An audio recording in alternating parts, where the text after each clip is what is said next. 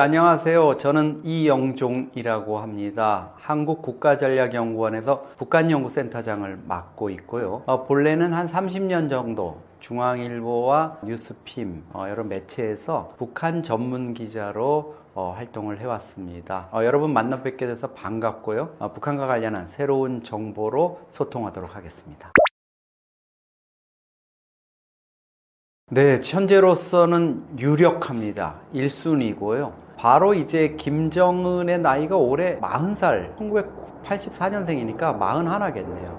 그런데 왜 이 젊은 지도자가 벌써부터 후계자 논의를 하고 있을까? 참 미스테리합니다. 그렇지만 2022년, 지금으로부터 무려 3년 전에 자신의 딸, 당시 9살이었거든요. 그 딸을 데리고 미사일 발사장에 나와서 처음 존재를 드러낸 다음에, 처음에는 저도 사실 딸바보 아빠가 그냥 자기 딸 자랑하러 나왔나? 뭐 이런 생각이었거든요. 근데 북한 매체가 김주애를 소개하면서 사랑하는 자제분 이렇게 얘기를 하고, 그 다음에 존경하는 자제분 이렇게까지 얘기를 했습니다. 그리고 북한에서는 사실 향도라는 표현을 쓰는데요.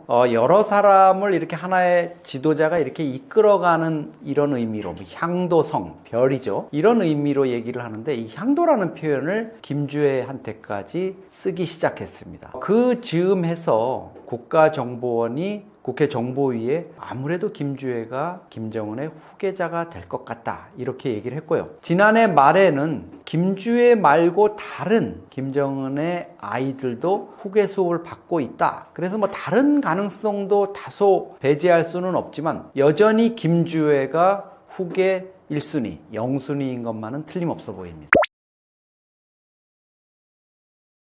김정은 체제가 80년 정도 지금 지속을 해왔죠. 1945년 우리가 일제 강점기에서 해방되면서 소련 군정을 등에 업고, 김정은의 할아버지죠. 김일성이 바로 이제 소련군 대위였기 때문에 북한 정권, 공산 정권을 북한 지역에 설립을 했고 3대 세습을 하면서 지금 80년을 통치해 오고 있습니다. 그동안은 어떻게 보면 운 좋게 또 국제정세 이런 변화의 흐름에 잘 이렇게 맞춰가면서 이어왔다고 볼 수 있는데, 그러나 이제 핵과 미사일 개발에 올인하는 이런 과정을 통해서 북한 체제가 너무 피폐해졌죠. 한마디로 말하면 한 국가 체제의 모든 에너지나 역량을 핵하고 미사일, 그러다 보니까 또 국제사회의 대북 제재, 경제 제재를 받으면서 북한 주민의 40%, 2,500만 중에 1,100만 명이 만성적인 굶주림에 시달린다, 이런 평가가 몇 해째 지금 UN 기구들을 통해서 나오고 있거든요. 과거에는 북한 주민들도 미국 제국주의에 맞서서, 일본 제국주의에 맞서서 우리가 수령을 중심으로 해서 이걸 이겨내야 된다, 뭐 이런 캠페인이 통했던 적이 있죠. 그렇지만 북한의 이제 젊은 세대들을 중심으로 해서 새로운 세계가 있다는 것을 알게 됐고, 무엇보다도 3대 세습의 어떤 부당성 이런 것들에 대해서 눈을 뜨고 있죠. 거기에 핵심적인 역할을 하는 게 한국의 드라마와 영화, 한류입니다. 북한 청소년들이 한국의 드라마, 뭐 사랑의 불시착, 뭐 이런 것들을 보면서 거기에 매료돼 있어요. 젊은 탈북 여성들 또 청소년들한테 물어보면 어떻게 한국에 왔냐 이러면 다들 한국 드라마를 보고 결심을 했다고 얘기를 합니다. 한 편, 두 편 볼 때는 저거 거짓말이겠지, 선전이겠지 이랬는데, 자꾸 보다 보니까 저기 가서 한번 살다가 죽으면 여한이 없겠다 이렇게 생각하고 죽음을 무릅쓰고 한국에 옵니다. 그리고 여러분들, 최근 들어서는 북한의 엘리트층의 한국 망명이 이어지고 있죠. 이분들은 북한에서 정말 누릴 것 다 누리고 살던 분들인데, 운 좋게 가족들과 함께, 워낙 또 파워 있는 집안이니까 해외 대사관이나 무역대표부에 나왔다가 한국으로 망명을 시도합니다. 그 과정에서도 이분들이 결심을 하는 게 아니라 아이들, 뭐 국제학교를 다니고 이랬던 젊은 아이들이 나 평양에 돌아가기 싫어요, 나는 한국에 갈래요, 이렇게 우리 대사관에 뛰어들고 이러면서 결국은 한국행을 결심한 경우가 많거든요. 김정은이 이런 것들에 대해서 좀 위기감을 느꼈는지 2020년 12월에 반동사상문화 배격법이라는 걸 만들어서 한국 드라마를 보잖아요. 그러면 15년 최대 5년에서 15년형까지 징역을 살린다. 그리고 몰래 영화나 드라마를 밀반입하거나 여러 사람한테 보여주는, 또 복제해서 유포하는 사람 사형, 무기징역 이렇게 시켰습니다. 근데 이미 북한 주민들 사이에 번진 이 한류를 김정은의 그런 엄포로 막을 수가 없는 거죠. 김정은 체제가 과연 이 젊은 세대를 통제하고 넘어설 수 있을까? 저는 김정은이 아마 자기 딸인 후계자 후보군이기도 한 김주애를 보면서 쉽지 않을 거라는 건 느낄 겁니다. 제가 보기에는 김주애 자체가 이미 한류 문화에 빠져 있는 것 같고요. 김정은 스스로 한국의 드라마나 영화, 한국의 보도 이런 것들을 보면서 김정은의 연설이나 발언 곳곳에서도 저거는 기존에 북한 사람들이 쓰지 않던 말, 저거는 한국 문화를 열심히 들여다보기 때문에 가능한 것들, 이런 생각이 듭니다. 무엇보다도 2018년 남북 정상회담이 열리고 이러는 과정에서 어떤 일이 벌어졌습니까? 김정은이 우리 레드벨벳이나 이런 가수들을 초청해서 평양 시민들을 앉혀놓고 공연을 했잖아요. 자기가 불러가지고 한류 스타들, 가수들 불러가지고 즐기고 이렇게 해놓고 주민들한테는 이제 와서, 청소년들한테는 이제 와서 보지 말라 그러면 그게 설득력이 없죠. 북한 체제는 제가 보기에는 이제 그 명운을 당한 것 같습니다. 김주애가 김정은 아버지가 잘 후견을 해가지고 이 아이가 지금 11살, 12살 됐을 텐데 적어도 한 20살 정도까지 케어를 하면서 갈 수 있다면 후계자 4대 세습이 가능하겠죠. 김정은 입장에서는 아버지인 김정일, 할아버지인 김일성도 내 대에서 사람들 눈이 있는데 부자 세습이라는 게 될까? 이렇게 연막을 쳤지만 결국엔 뭐죠? 믿을 건 핏줄 뿐이다. 왜? 사회주의 체제나 북한의 독재 체제도 마찬가지죠. 남한테 권력이 넘어가면 자기들의 어떤 신화나 리더십 이런 것들이 또 비리가 다 까발켜지고 이럴 거라는 거 너무나 잘 알고 있기 때문에 대를 이어서 권력을 세습해 먹는, 이게 말하자면 집안 대대로 물려받는 패밀리 비즈니스가 돼버린 거죠. 김정은도 자기 딸 주애, 적어도 자기 자제들한테 권력을 넘겨주지 않으면 자기가 무사하지 못할까라는 거 너무나 잘 알고 있겠죠. 그래서 김여정이 후계 1순위인 것만은 분명합니다. 그렇지만 김여정이 지금 너무나 어린 나이이기 때문에 김정은의 건강에 문제가 생기거나 아니면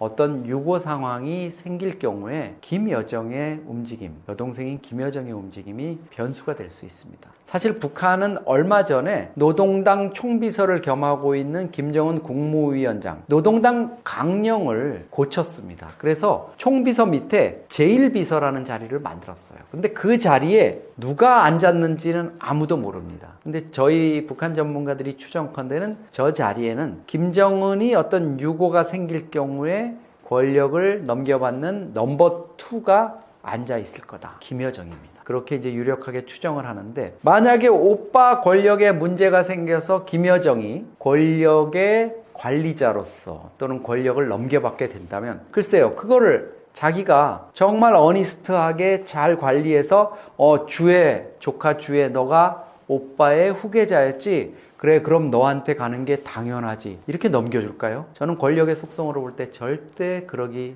어렵다고 봅니다. 김여정이 자기가 상당 기간 권력을 누리게 될 거고요. 그리고 그 권력은 누구에게 갈 거냐? 김여정의 아이들에게 갈 겁니다. 그래서 지난해 12월 31일 날 북한 조선중앙TV가 아주 흥미로운 영상을 하나 내보냈습니다. 바로 김여정이 자기의 아이들로 추정되는 한 8살짜리 남자애, 그리고 한 10살, 12살 정도 되는 여자의 손을 잡고 새해맞이 공연이 열리는 행사장에 들어서는 모습입니다. 북한은 물론 그게 김여정이다, 그게 아들이다, 딸이다 이렇게 한마디도 설명을 하지 않았지만 그 앞에 맥락으로 보면 북한의 총리나 노동당의 고위 간부들이 다 부부 동반으로 들어오는 모습이 나오거든요. 거기에 김여정의 모습이 슬쩍 끼어서 들어갔어요. 그러면 우리가 보기에는 저건 틀림없이 김여정의 아이들이다 이렇게 추정을 할 수 있죠. 김여정이 왜 굳이 아이들을 데리고 나타난 모습을 조선중앙TV에 내보냈는지, 또 김정은이 그 영상, 그 모습을 보고 또 거기에 주목하는 한국 매체들의 어떤 보도를 보고 여정이 얘가 이상한데 왜 이런 짓을 하지? 이렇게 했을지, 아니면 속으로 뭔가 불만이 있어도 그냥 참고 있을지, 그거는 알 수 없지만 어쨌든 김정은의 신상에 조만간에 어떤 문제가 생긴다면 김여정이 북한 권력 또 후계 권력까지 키를 쥐고 나갈 가능성이 있습니다. 내가 여자면 어때? 나도 소위 말하는 북한이 말하는 백두혈통인데 뭐 이런 얘기를 할 수 있고요. 한 가지 주목되는 건 김정은이 왜 어린 딸을 굳이 지금 내세우면서 후계 문제를 서두르고 있을까? 전문가 또 한미 정보당국에서는 김정은한테 뭔가 말로 하지 못하는 속사정이 있지 않을까? 이런 관측을 하고 있습니다. 자기만이 알고 있는 어떤 건강상의 문제, 아니면 자기가 통치를 계속하지 못할 어떤 문제가 생겼기 때문에 어린 딸을 지금 후계자로 내세워서 저렇게 하고 있는 게 아닌가 이렇게 관측을 하고 있습니다. 왜냐하면 동서고금을 막론하고 어떤 권력자가 후계자를 미리 내세운다는 건 자기 권력에 어떤 누수가 올 수 있는, 그래서 자기의 리더십에 치명적인 손상이 갈 수 있는 그런 위험이 있거든요. 그런 리스크를 안아가면서까지 김정은이 굳이 딸을 내세우고 있다? 뭔가 의심스러운 부분이 있습니다. 그럴 수도 있죠. 김정은 입장에서는 딸인 김주애를 서둘러 어떤 후계자로 만들려는 이런 움직임도 사실 보이고 있어요. 그 지위를 이제 어린 나이에 이미 굳혀주자는 거죠. 그러니까 백두혈통 가문, 자기들이 얘기하는, 우리가 보기엔 좀 어처구니 없지만 거기에 어떤 공주, 거기에서 더 나가서 김정은과 함께 군 사열도 같이 받고 핵, 미사일 이런 것들을 같이 또 참관을 하고 이러면서 소위 말하는, 우리가 북한을 뭐 체제라고, 국가 체제라고 부르지는 않습니다만 국정 관여의 어떤 폭을 넓혀가는 모습들이 분명히 이제 이거는 김정은이 뭔가 후계 굳히기에 들어간 이런 측면들이 나타나고 있고요. 북한 주민들에게 특히 김여정을 이제 자꾸 부각시킴으로써 북한 주민들도 처음엔 저게 뭐야, 왜 여자애 데리고 나와가지고 어린애 데리고 뭐 하는 거야 이러다가도 자꾸 뭐 존경하는 자제분 뭐 이렇게 하면은 점점 거기가 이제 높아지면서 어느 순간 되면은 제가 앞으로 김정은 뒤에 또 후계자가 되나 보다 이렇게 이제 믿게 만들려는 그런 측면도 있을 수 있습니다. 지난 4월 3일이었습니다. 김주애가 나타나긴 나타났는데 이게 아는 사람 눈에만 보였어요. 무슨 말씀이냐면 보통은 김주애가 김정은의 손을 잡고 함께 나타나면 김정은 동지께서 어디를 시찰하셨습니다, 무슨 시험 발사를 참관했습니다 이러면서 사랑하는 자제분과 존경하는 자제분이 함께 나왔습니다 이렇게 얘기를 해야 되거든요. 그런데 노동신문이나 조선중앙통신 보도문에 김주애가 등장했다는 얘기는 한마디도 없어요. 그러면 어떻게 알았느냐? 열 몇 장의 관련 사진을 막 내보내는데 그 중에 한 장 사진에 김주애가 김정은 옆에 있는 모습이 나온 거죠. 후계자고 딸이고 그동안에 그렇게 부각시키던 사람을 왜 아무 설명도 없이 이렇게 사진만 덜컥 내놨을까? 북한 노동당 선전선동부, 그리고 또 거기에 있는 대남 전략가들이라든가 선전선동을 하는 전략가들은 정말 치밀합니다. 우리는 직장 생활이라는 거 월급 받으면서 이렇게 일을 하는 걸로 하지만 거기는 정말 목숨 걸고 하거든요. 그리고 거의 가신 그룹이죠. 그 집안에, 김씨 집안에 수발을 드는 그런 입장에서 정권에 자기네 명운을 걸고 막 하는 거죠. 그러면 김주애가 지난 1월 초에 미사일 발사 시험 하는데 아빠랑 같이 참관한 뒤에 3개월가량 안 나왔거든요. 그럼 새롭게 등장할 때 와, 나왔습니다 이렇게 띄워야 되는데 안 한 이유는 뭘까? 북한 주민들의 피로감 때문인 것 같아요. 그동안 너무 김주애를 자주 등장시키고 띄우고 이렇게 했는데 가만히 보니까 북한도 주민들의 어떤 감시 조직이나 이런 걸 통해서 아마 뒤에서 수군대는 소리나 여론들 이런 것도 들을 겁니다. 야, 저 어린애 데리고 뭐 하는 거야? 이런 좀 불평불만, 볼멘 소리가 나오면 공개석상에 안 내보내는 거죠. 그랬다가 내보내면서도 또 슬쩍 사진으로만 내보내는 거예요. 그렇게 한 다음에 또 김주혜의 모습이라든가 이런 것들이 사람들이 또 궁금해할 때쯤 슬쩍 내보내는데 아주 의미 있는 자리에 내보냄으로써 사람들이 역시 우리 김정은 원수님 옆에 있는 저 아이가 앞으로 뭔가 이끌어 가겠구나 이런 생각이 들게 만드는 거죠. 참고로 사실은 북한 매체에서 이 지금 등장하고 있는 김정은의 딸이 김주혜라고 북한 매체가 얘기한 적은 한 번도 없습니다. 이름을 한 번도 얘기한 적은 없어요. 그냥 우리가 그 딸이 김주혜라는 애가 있었으니까 제가 주혜일 것이다 이렇게 추정을 합니다. 근데 이 아이가 정말 극단적으로 저희가 김주혜 하지만 참고로 알아두셔야 되는 건 이 아이가 김주혜가 아닐 가능성도 있습니다. 다른 딸이거나 자제분이라 그랬으니까 뭐 다른 딸일 수가 있겠죠. 그리고 과거에 우리 정보당국이 한미 정보당국이 김정은의 이름도 김정운으로 잘못 알고 있었습니다. 김정은이 등장해서 북한 매체에서 김정은이라고 처음에 쓸 때 우리가 잘못 알았다 이렇게 한 거거든요. 북한의 그 권력 세습, 특히 자기네들의 이 패밀리들에 대한 정보 이런 것들은 정말 철저하게 가려지고 있어서 우리가 어떻게 보면 근본적인 문제부터 좀 다시 짚어야 되는 부분, 이게 이제 북한을 연구하는 입장에서는 엄청 어려운 입장인데요. 북한은 어쨌든 그럼에도 불구하고 김주혜로 우리가 알고 있는 이 아이를 지속적으로 관리를 하면서 이미지 메이킹하고 이렇게 하거든요. 한동안 사라졌다 나타날 때 보세요. 처음에 2022년 11월에 나왔을 때는 뭐 꽃신 같은 거 신고 털옷 입고 이래가지고 아버지 한 키 절반 정도 되는 아기가 나왔었어요. 근데 지금 한 3년, 4년 지났는데 얼마 전 나온 사진을 이제 보시면은 거의 김정은하고 키가 비슷합니다. 이게 지금 11살, 12살짜리 애가 맞아? 이런 의구심이 들 정도로 북한은 이 아이를 뭔가 성장 촉진제 맞히는 건 아닌지 정말 빨리 키우고 있어요. 그래서 뭔가 옛날에 김정은도 사실 김정일로부터 권력을 넘겨받을 때가 27살밖에 안 됐어요. 벌써 15년을 통치했습니다. 그것처럼 김주혜도 지금 뭔가 속성거래를 통해 가지고 후계자 지위를 빨리 굳히려는 건 아닌가 이런 느낌이 들고요. 북한의 노동당의 그 멤버들이 전문 부서에서 이 김주혜 이미지 메이킹을 하고 띄우고 이러는 거 보면 마치 그 우리 아이돌 그룹을 띄우기 위해서 정말 대형 연예 기획사가 정교하게 그 이미지 메이킹을 하는 그런 모습을 떠올리게 합니다.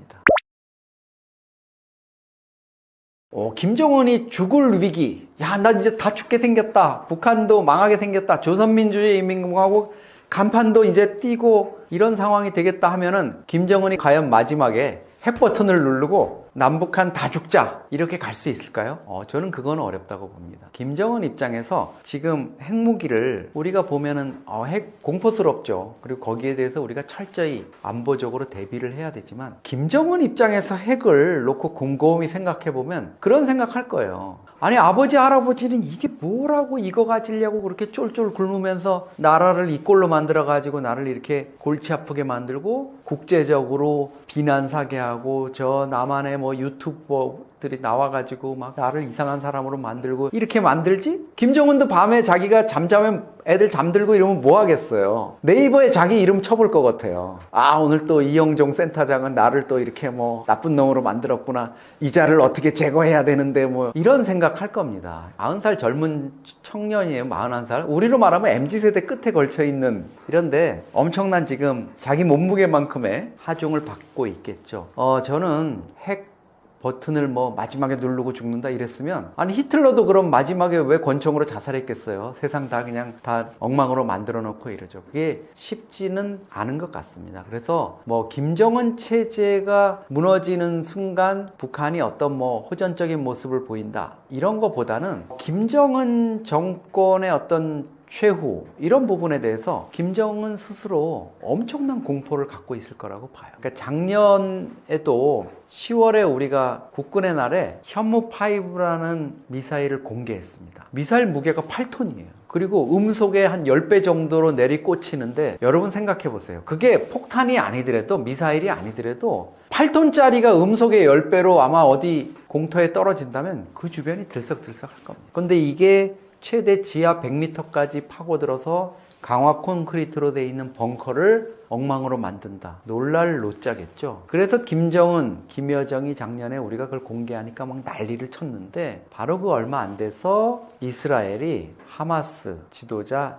하산 나스랄라라는 사람을 제거했어요. 벙커버스터로. 정말 저도 그 영상을 보니까 뭐 깊은 그냥 구덩이가 몇십 미터짜리 구덩이가 파져 있어. 김정은이 갱도에 남북 간의 어떤 극한 상황에서 정말 숨는다? 김정은의 위치는 우리가 한미정보당국이 100% 파악하고 있습니다. 도감청으로 뭐 보안 유지를 하겠지만 상당 부분을 우리가 듣고 있고요. 김정은이 갱도에 들어가서 숨을 수는 있지만 아마 그런 상황이 되면 다시 나올 수는 없을 겁니다. 그래서 북한의 도발이나 이런 부분에 대해서는 뭐 한미가 충분한 그 억제력을 가지고 대응을 하고 있다. 이렇게 보셔도 무방할 것 같습니다.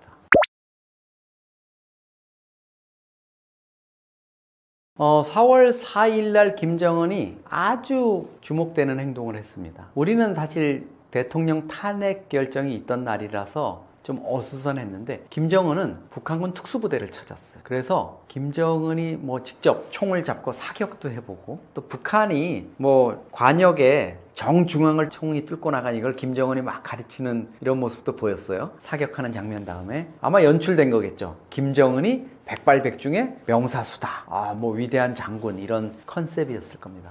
근데 김정은이 그날 찾아간 부대가 북한의 11군단, 폭풍군단이라 불리는 부대고요. 정예부대, 특수부대라고 얘기하는데 바로 우크라이나전에 투입된 북한군 부대입니다. 김정은이 여기를 왜 찾아갔을까 곰곰이 생각을 해봤습니다. 작년 9월에 북한군 특수부대를 찾았던 김정은이 왜 찾아갔을까 이렇게 궁금했는데 바로 그 다음 달에 북한군 병력 12,000명을 우크라이나전에 투입하기 위해서 러시아로 보냈더라. 저는 지금 우크라이나 전쟁이 뭐 종전, 휴전 단계로 들어갈 거다 이렇게 트럼프가 얘기하고 있지만 김정은은 추가 파병, 추가 병력 파견을 위한 준비를 계속하고 있다고 봅니다. 그리고 이번 4월 4일에 특수작전부대, 특수부대 방문해서 뭐 훈련 상황을 보고 이렇게 한 게 결국은 우크라이나전을 겨냥한 거다 이렇게 보고 있습니다. 그동안 우크라이나전에서 북한군들이 위장을 제대로 하지 못해서 또 무모하게 드론에 뭐 맞서다가 자폭 드론에 의해 가지고 많이 희생을 당했어요. 1,000명이 죽고 4,000명이 죽었다는 거고 영국의 언론들은 5,000명까지도 된다 이렇게 얘기를 하고 있는데 결국 이번에 김정은이 제일 관심을 보인 게 뭐냐 봤더니 위장이에요. 병사들이 막 수풀 속에 이렇게 있는데 정말 막 눈에 보이지 않는데 갑자기 막 총을 가지고 저격용 총을 가지고 막 쓱 일어서고 이러니까 김정은이 놀래가지고 병사들한테 막 물어보고 이러는데 정말 뭐 다 위장을 해가지고 얼굴들 잘 안 보이죠.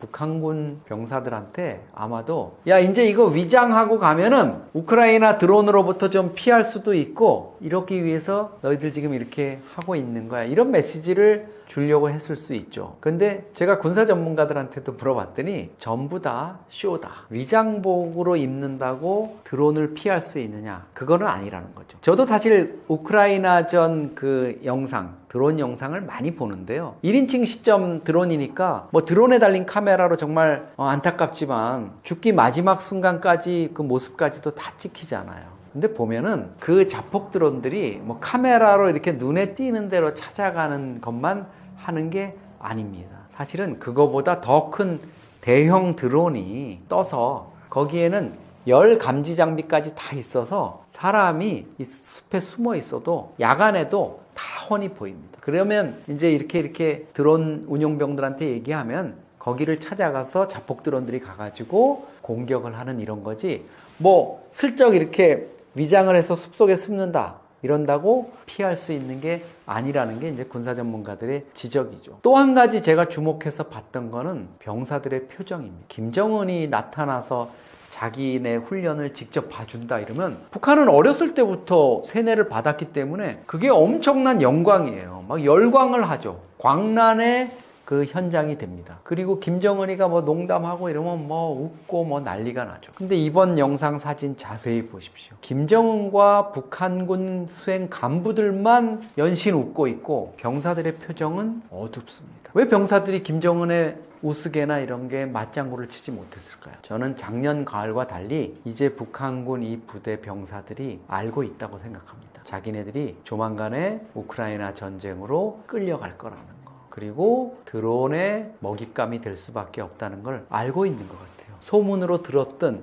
북한의 이제 1000명의 전사자들 이런 것들도 소식이 알려졌을 거고, 또 일부 부상병들이 북한으로 가서 입소문이 번지고 있는 이런 상황. 제가 정말 참을 수 없는 분노를 느꼈던 건 5,000명, 4,000명의 전 사상자가 난 12,000명이 가가지고 4,000명이 죽었으면, 일개 여단이 전멸을 했으면, 부상을 당했고 전투력을 잃었으면 괴멸 상태입니다. 무모한 전쟁에 투입시켰기 때문이에요. 러시아가 총알바지로 사용한 거 아닙니까? 그랬다면은 병사들을 만나러 간 김정은이, 저는 그렇게 웃으면 안 된다고 생각합니다. 병사들한테 야, 내가 잘못했다 이렇게 얘기는 못한다, 그건 있을 수 있어요. 그렇지만 적어도 조금 심각한 표정으로 그 젊은 청년들 몇천 명의 죽음 또는 부상, 자기가 마음가짐을 그렇게 가졌어야죠. 죽은 사람도 죽은 사람이지만 드론에 의해 가지고 팔 다리가 날아가고 정말 평생 그 불구의 몸으로 살게 되는 그 청년들의 삶을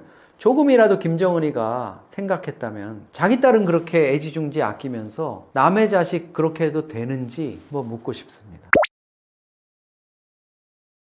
지금 시진핑과 중국 지도부의 입장에서는 김정은한테 고얀 놈 이러고 있겠죠. 그리고 언젠가는 한번 너를 손봐주겠다, 이런 생각을 할 겁니다. 김일성이, 김정은의 할아버지가 6.25 전쟁을 일으켜서 정말 남침을 해서 우리 유엔군 또 우리 국군의 반격으로 거의 북한 땅을 다 잃을 뻔한 그런 상황에서 중국이 도와줬잖아요. 인해 전술로. 그래서 오늘날 이제 북한 정권이 명맥을 유지하는 거고, 북한 정권이 위기를 맞을 때마다 안보상의 위기든 주민들이 굶주리는 상황이든 중국이 여러 가지 쌀과 또 석유와 이런 거를 지원해줘서 명맥을 유지하게 해줬어요. 북한이 넉넉하게 살게는 해주지 않습니다. 먹고 살 만큼만 주는 거죠. 그런데 갑자기 푸틴하고 짝짝꿍이 되더니 거기다가 무기 팔고 포탄 팔고 병사들까지 보내더니 어느 날은 무슨 신조약이라 그래가지고 푸틴과 혈맹조약을 맺더니 갑자기 이런 얘기를 합니다. 러시아가 우리의 최고의 친구다. 그리고 북한의 최고 외교관계 우선이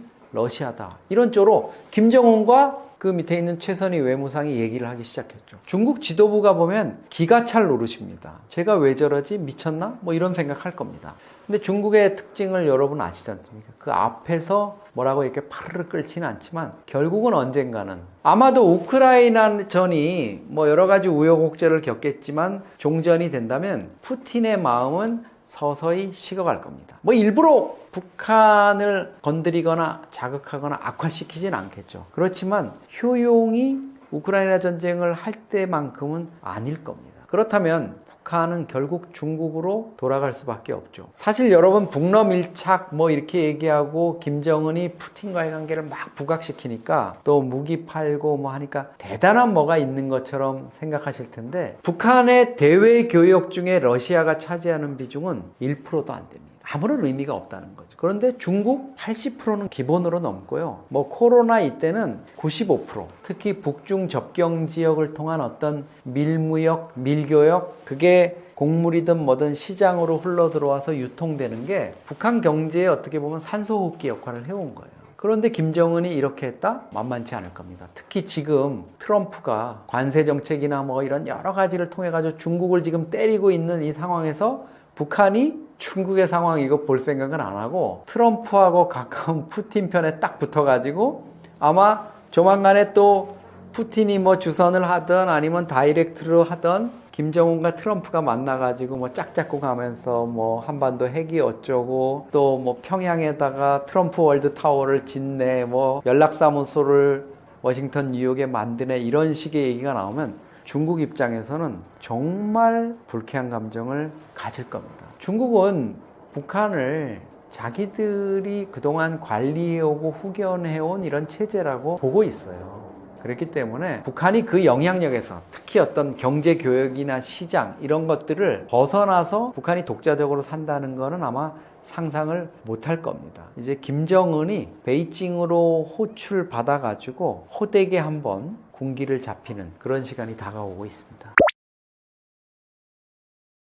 러시아는 사실 김정은에 대해서 뭐 정말 업어주고 싶은 생각이 들 거예요. 2022년 2월에 푸틴이 우크라이나를 불법 침공했죠. 국제사회가 비난을 했어요. 특히 나토, 북대서양 조약기구 국가들이 뭐 난리가 났었죠. 그런데 그때 러시아 편을 들었던 건 벨라루스뿐이 없었습니다. 벨라루스 한 나라였어요. 근데 벨라루스가 뭐 원래 뭐 친소 국가지만 사실 무슨 도움이 됐습니까? 그냥 심정적으로 응원하는, 뭐 푸틴 형님 뭐 잘하세요 하고 그냥 응원하는 그런 치어리더 역할밖에 못했는데, 김정은은 뜻밖에도 자신들이 갖고 있던 포탄 다 재고탄, 뭐 그게 좀 불량품이래 가지고 뭐 시도 때도 없이 터지는 바람에 좀 러시아가 처음에 고생은 했지만, 결국은 나중에는 러시아가 주는 원자재를 가지고 북한 군수공업 라인을 풀 가동해가지고 러시아의 든든한 병참기지가 됐잖아요. 무기도 170mm 자주포, 240mm 방사포를 무려 220문이나 북한에 보냈습니다. 그리고 무엇보다도 전투병을 12,000명 플러스 알파를 보냈잖아요. 이게 사실은 결정적인 힘이 됐습니다. 푸틴 입장에서는 아주 자존심이 상했던 게, 우크라이나 젤렌스키 군에 의해서 러시아의 영토인 쿠르스크가 점령당했어요. 2차 대전 종전 이후에 러시아가 자기네 본토를 외부에 뺏긴 게 처음이었어요. 우크라이나 기습에 의해 뺏겼는데, 여기를 좀채 그 탈환을 못했는데 북한 군인들이 여기에 집중적으로 배치가 됐지 않습니까? 그래서 처음에는 많은 희생이 있었는데 이제 북한도 가서 이제 적응이 된 거죠. 그래서 정말 좀 새로운 전술로 이렇게 해가지고 쿠르스크 지역 탈환하는데 북한군이 최근에 이제 결정적인 기여를 했습니다. 여러분들 그 러시아하고 우크라이나 군인들 영상을 보면은 다 나이가 엄청 많아요. 젊은 군인들이 없어요. 막 40대, 50대 된 군인들이에요. 왜? 청년들을 이미 뭐 다 징집을 해가지고 많은 희생이 몇십만 명 양쪽이 다 죽거나 다쳤고, 심지어 러시아 같은 경우에는 청년들 징집하려고 그러니까 60만 명이 해외로 도피했잖아요. 이 나이 들고 이런 그 우크라이나 러시아 군인들 보면은 되게 이렇게 절망적인 상황이 되면 자기가 체력도 고갈되고 이래가지고 되게 총으로 자살을 많이 합니다. 극단적 선택하는 장면들이 너무 많이 등장하고 있어요. 안타까운 얘기지만. 그런데 북한군은 이게 뭐 그냥 뭐 총알이 오든 뭐 미사일이 날라오든 드론이 오든 그냥 막 내달려가지고 우크라이나 군이 사실 좀 상당히 고전을 했다고 그럽니다. 그러니까 푸틴 입장에서는 많이 이제 고마운 거죠. 물론 이런 상황에서 종전이 되면은 효용성이 떨어지는 건 맞지만, 그렇다고 이제 러시아 입장에서는 또 결산을 해야 되지 않습니까? 12,000명 북한군이 용병으로 파견됐기 때문에 한 달에 1인당 한 2,000불씩 받습니다. 어마어마한 돈이죠. 1인당 월급이 한 3,000원 정도밖에 안 된다고, 북한 돈 1달러도 안 된다 그랬잖아요. 이 사람들 100불만 줘도 월 어마어마한 북한에서 돈입니다. 김정은이 제가 계산해 보니까 12,000명을 하면은 1년에 한 3,800억 정도를 자기가 챙길 수 있어요. 매일 하루에 10억씩 이상 들어오는데 이 어마어마한 장사를 이제 매력적이라고 생각하겠죠. 그리고 이제 푸틴 입장에서 볼 때도 그런 금전적인 지원뿐만 아니라 김정은이가 원하는 거, 뭐 핵 잠수함을 위한 어떤 기술들, 그다음에 최신형 전투기, 그 다음에 정찰 위성, 이런 것들 지금 김정은이가 갖고 싶어 하거든요.